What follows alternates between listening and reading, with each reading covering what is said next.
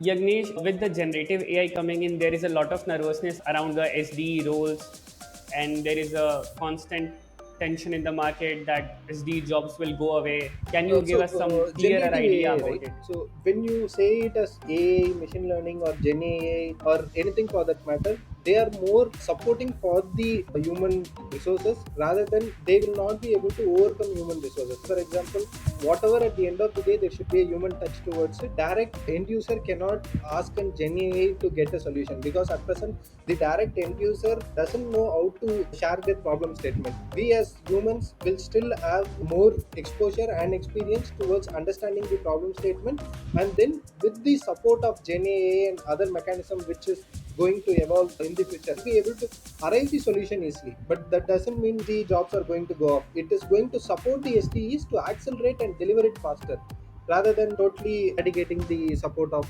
developers.